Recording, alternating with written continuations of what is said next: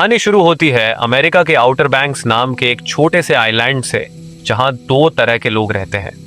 इस आइलैंड का एक हिस्सा अमीर लोगों का होता है जिन्हें कूक्स कहते थे, जबकि दूसरा हिस्सा गरीब लोगों का था जिन्हें पोक्स कहा जाता है। इन दोनों ग्रुप्स के दरमियान हमेशा लड़ाई और नफरत रहती है। ये आइलैंड ज्यादा बड़ा नहीं होता और यहाँ पर रहने वाले सभी लोग एक दूसरे को जानते हैं। पोक साइड में हमें 4 पक्के दोस्त दिखाए जाते हैं जो अपनी जिंदगी मजे से गुजार रहे होते हैं, लेकिन उनके साथ कुछ ऐसा होने वाला था जो उनकी पूरी जिंदगी बदलने वाला था। उनके ग्रुप में जे जो एक टाइप और थोड़ा फनी लड़का होता है। दूसरे नंबर पर आता है पोप, जो इस ग्रुप का सबसे इंटेलिजेंट और रिस्पॉन्सिबल मेंबर था। उसे अपनी मेहनत की वजह से फॉरेंसिक साइंस पढ़ने के लिए यूनिवर्सिटी की स्कॉलरशिप मिल चुकी थी।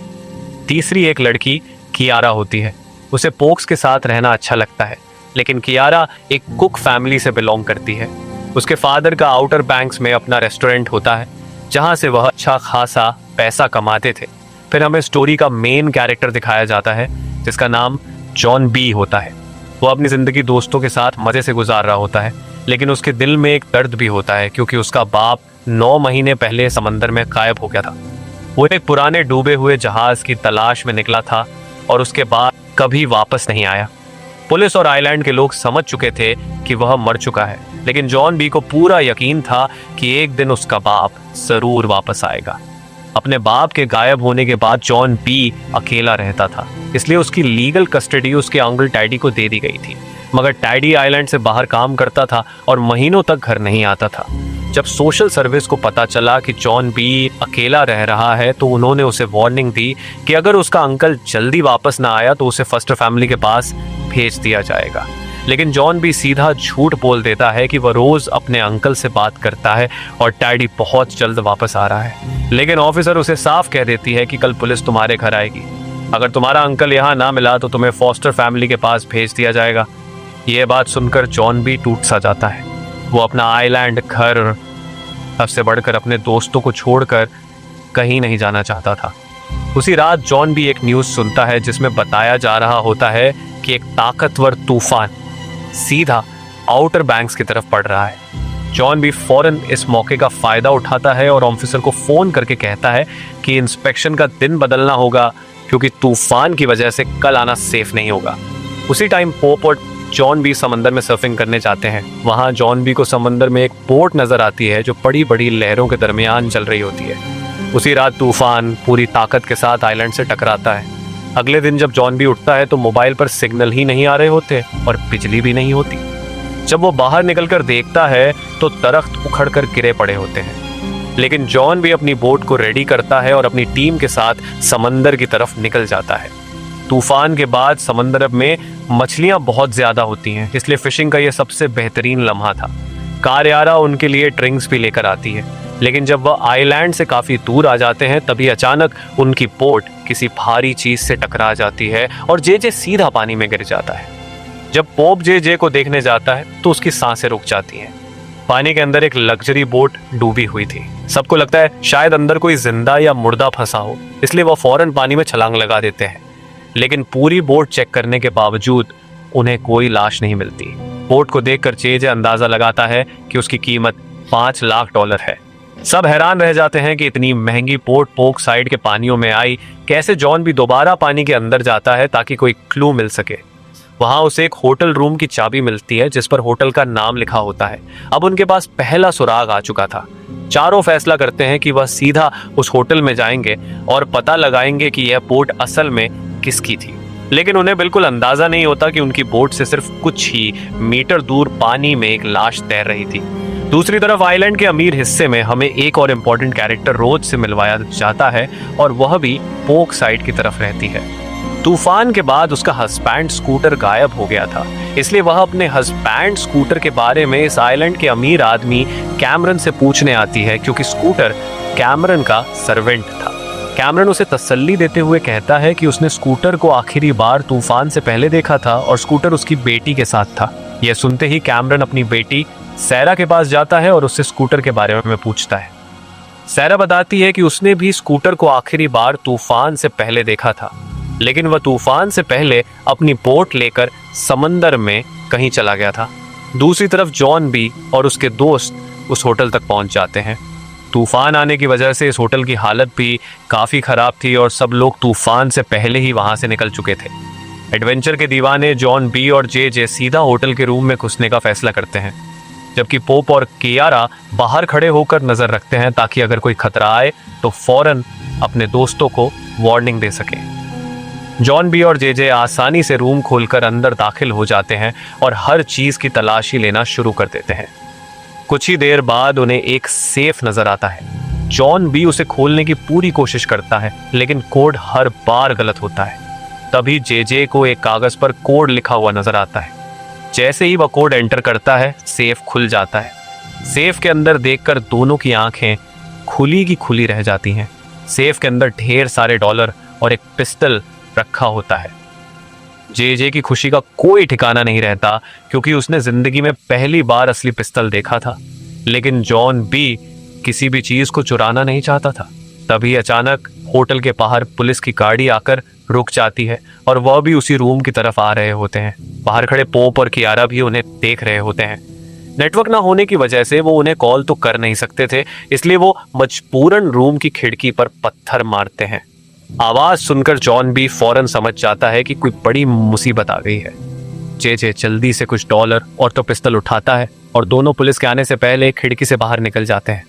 वह खिड़की के बिल्कुल पास छुपकर खड़े रहते हैं ताकि पुलिस को उनकी आवाज ना सुनाई दे।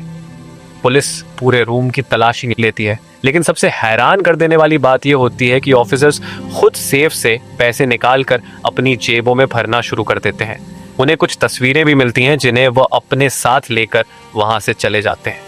पुलिस के जाते ही वह सब जॉन बी के घर की तरफ जाने लगते हैं।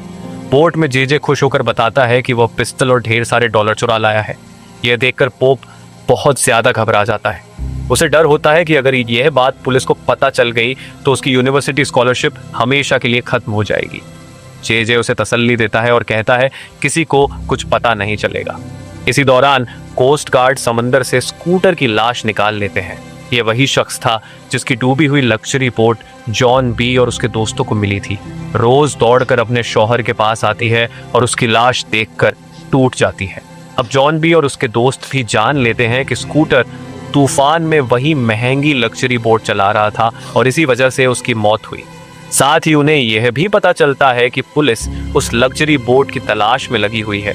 बाद में चारों दोस्त अकेले बैठकर पूरे वाक्य पर बात करते हैं। सबसे पहले पॉप कहता है, आज के बाद हम ऐसा बिहेव करेंगे जैसे हमने ना स्कूटर को देखा, ना उसकी बोट और ना ही वो पैसे देखे।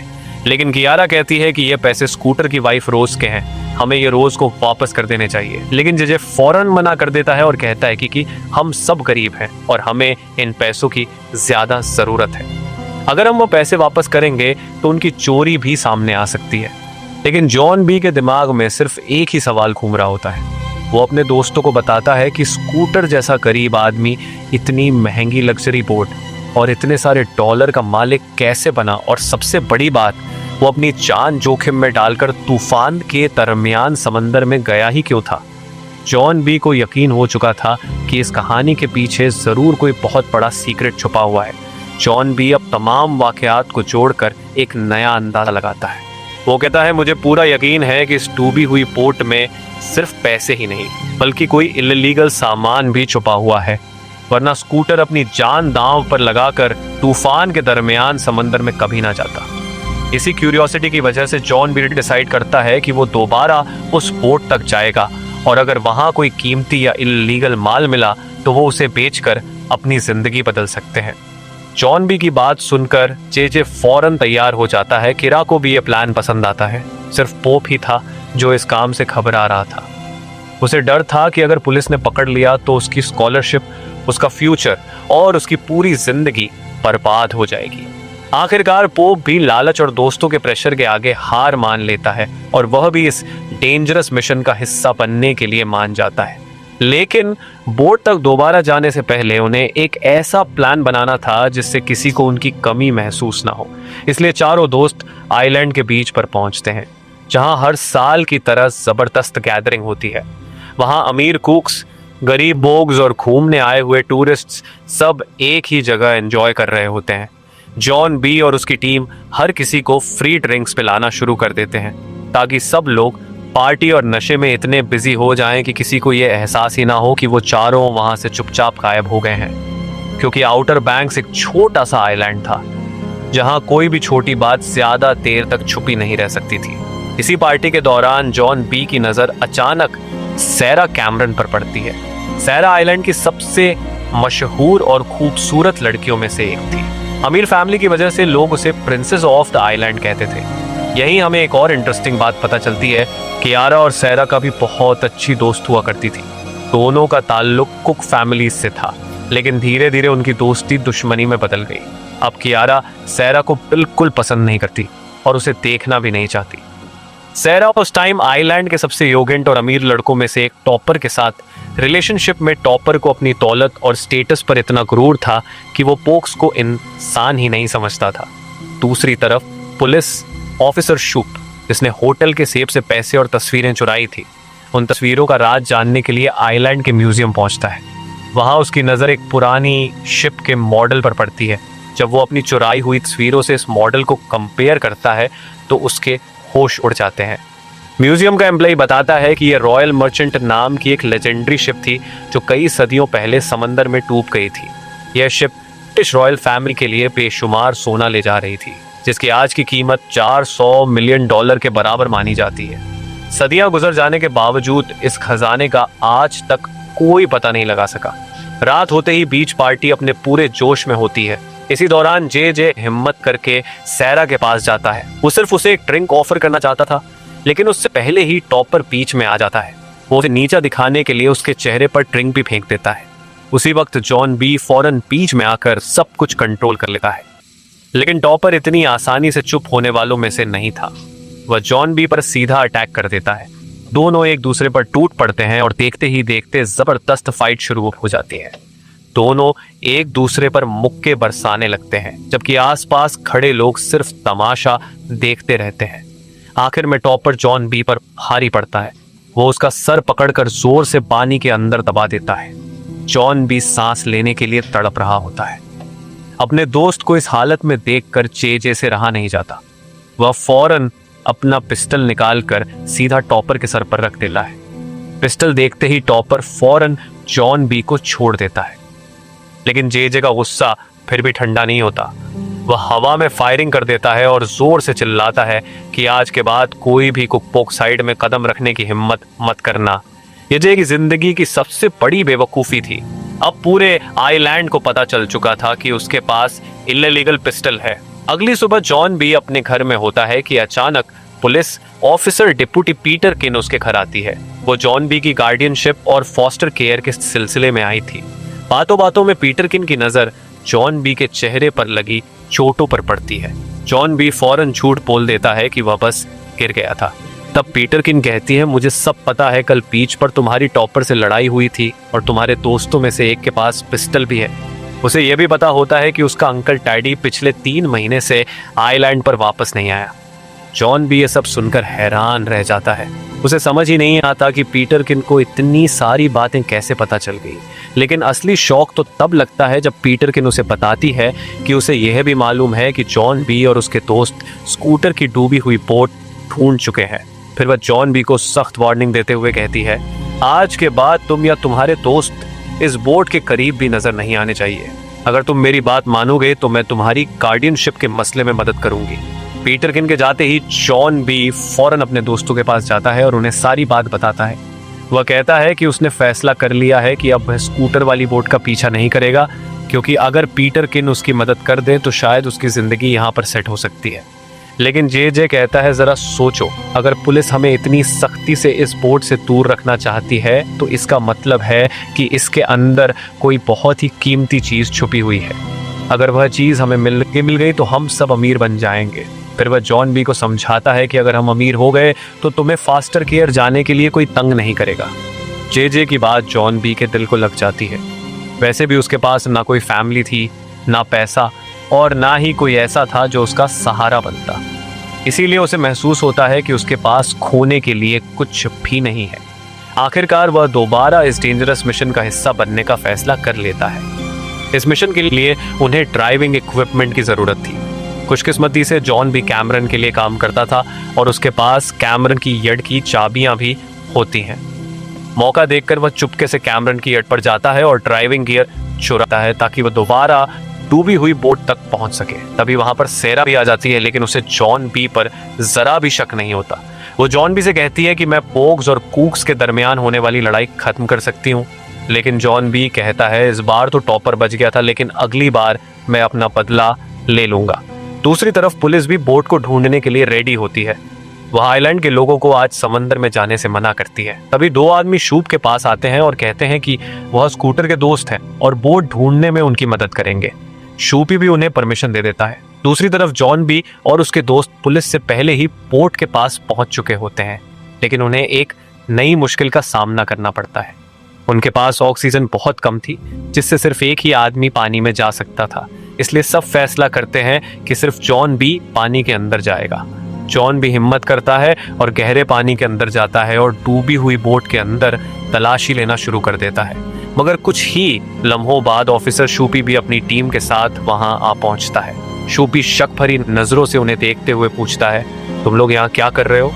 वो झूठ बोलते हैं कि वह बस यहाँ से गुजर रहे हैं, लेकिन शूपी कहता है, अजीब बात है, तुम लोग तो हमेशा 4 होते हो, आज सिर्फ 3 ही क्यों हो? तीनों किसी ना किसी बहाने से बात घुमाने की कोशिश करते रहते हैं। शूपी को उन पर थोड़ा सा शक हो जाता है, इसलिए वह उनकी बोट की तलाशी लेना शुरू कर देता है और उसी वक्त समंदर की गहराइयों में जॉन बी को बोट के अंदर एक बैग मिल जाता है। जॉन भी जब ऊपर आने लगता है तो वह ऑफिसर शूपे की बोट देख लेता है और वहीं उनके जाने का इंतजार करने लगता है, लेकिन टैंक में ऑक्सीजन भी बहुत कम रह गया था।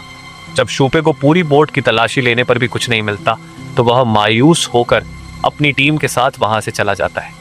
जैसे ही पुलिस निकलती है, जॉन भी पानी से बाहर आता है और बैग लेकर अभी सिर्फ बोट पर चढ़ा ही था कि अचानक एक और बोट ऊन की तरफ आ रही होती है। उस बोट में वही 2 आदमी होते हैं जिन्होंने शूप से परमिशन ली थी। जॉन बी और उसके दोस्त उन दोनों पर बिल्कुल भरोसा नहीं करते।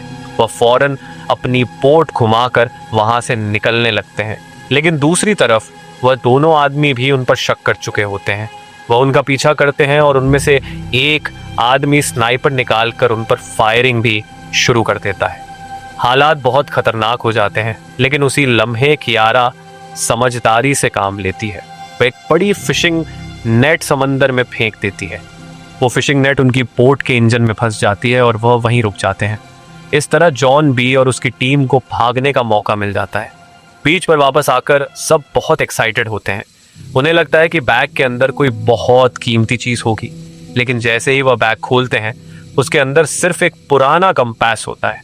यह देखकर सब बुरी तरह मायूस हो जाते हैं, लेकिन जॉन भी कंपास को देखकर बहुत खुश होता है क्योंकि यह उसके लापता बाप का कंपास था। जॉन बी को लगता है कि उसका बाप जिंदा है और वह उसे जरूर ढूंढ कर रहेगा। अगले दिन वह कैमरन की यड़ से चुराया हुआ ड्राइविंग गियर वापस रखने जाता है। वह चुपके से यड़ पर पहुंचता है, लेकिन सेरा अंदर सो रही होती है। जैसे ही वह सामान रखने के लिए अंदर जाता है, सेरा की आंख खुल जाती है। वो फौरन समझ जाती है कि जॉन भी उनकी यड़ से कुछ ले गया था। जॉन भी घबराकर उससे कहता है, प्लीज अपने बाप को मत बताना, अगर कैमरन को पता चल गया तो वह मुझे नौकरी से निकाल देगा। जॉन बी की यह हालत देखकर सेरा भी उसका सीक्रेट छुपाने के लिए मान जाती है और कहती है कि वह किसी को कुछ नहीं बताएगी। लेकिन इन दोनों की यह बात सेरा की छोटी बहन वीजी चुपके से सुन लेती है। वीजी फौरन टॉपर के पास जाकर उसके कान भरना शुरू कर देती है। वो कहती है कि जॉन बी हमारी यड से सामान चुरा कर ले गया था और मैंने सेरा को उसके साथ फ्लर्ट करते हुए भी देखा। कहीं सेरा तुम्हें धोखा तो नहीं दे रही? यह बात सुनते ही टॉपर का खून खौल उठता है। दूसरी तरफ जॉन बी एंड जे एक और सीक्रेट का पता लगाने के लिए रोज के घर जाने लगते हैं। जॉन बी सिर्फ यह जानना चाहता था कि उसके बाप का कंपास स्कूटर की बोट में आखिर आया कैसे। लेकिन जैसे ही वो घर के करीब पहुंचते हैं, अंदर से चीखने और चीजें टूटने की आवाज आती है। दोनों चुपके से अंदर झांकते हैं तो देखते हैं कि वही 2 आदमी रोज को पूरी तरह मार रहे होते हैं। वह बार बार कंपास के बारे में पूछते हैं, लेकिन रोज रोती हुई सिर्फ एक ही बात कहती रहती है, मुझे कुछ नहीं पता। जब उन्हें कोई जवाब नहीं मिलता तो वह अपनी बोट लेकर वहां से चले जाते हैं। उनके जाते ही जॉन बी और जे फौरन घर के अंदर जाते हैं। जॉन भी अपनी जेब से कंपास निकालकर उसके सामने रखता है और पूछता है, ये मेरे बाप का कंपास स्कूटर की बोर्ड में कैसे आया? कंपास देखते ही रोज का रंग उड़ जाता है। वो घबरा कर फौरन कहती है, इस कंपास के बारे में किसी को मत बताना, वरना तुम्हारी जान खतरे में आ सकती है। रोज इससे ज्यादा बताने से साफ इनकार कर देती है। जॉन बी और जे वहां से वापस आ जाते हैं और चारों दोस्त दोबारा इकट्ठे होते हैं। जॉन बी और जे उन्हें बताते हैं कि कैसे वह दो आदमी सिर्फ इस पुराने कंपास के लिए रोज को बुरी तरह मार रहे थे। पोप कहता है एक पुराने कंपास की कीमत मुश्किल से $5 होगी, फिर वो लोग इसके लिए जान लेने और जान देने पर क्यों तुले हुए हैं। सबको यकीन हो जाता है कि इस मामूली से कंपास के पीछे जरूर कोई बहुत बड़ा सीक्रेट छुपा हुआ है। जॉन भी बताता है कि उसका बाप सालों से रॉयल मर्चेंट नाम की उस लेजेंडरी शिप की तलाश कर रहा था जो 19वीं सदी में समंदर में डूब गई थी। जॉन भी पहली बार अपने बाप के पुराने ऑफिस में जाने का फैसला करता है। उसे उम्मीद थी कि शायद वहां उसे अपने तमाम सवालों के जवाब मिल जाए।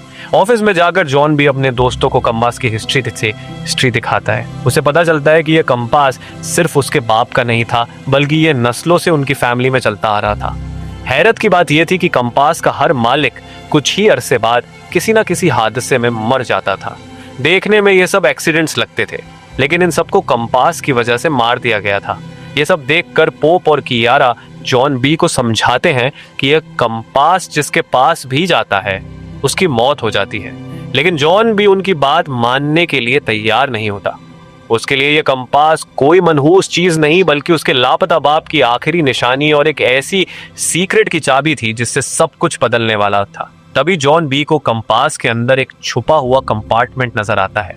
जैसे ही वह उसे खोलता है, उसके अंदर रेड फील्ड लिखा होता है। जॉन भी फौरन समझ जाता है कि यह कोई आम लफ्ज नहीं, बल्कि उसके लापता बाप का छोड़ा हुआ एक और क्लू है। उसे यकीन हो जाता है कि अगर वह इस क्लू को फॉलो करें तो शायद अपने बाप और रॉयल मर्चेंट के सीक्रेट तक पहुंच सकता है। लेकिन इसी दौरान अचानक जॉन बी की नजर बाहर पड़ती है। वहीं दो खतरनाक आदमी उसके घर आ जाते हैं। जॉन बी और उसके दोस्त बहुत ज्यादा डर जाते हैं। वह बिना आवाज किए कमरे में छुप जाते हैं। वो दोनों आदमी चीजों को उलट पलट कर देते हैं। वो सीधा जॉन बी के बाप के ऑफिस में जाते हैं।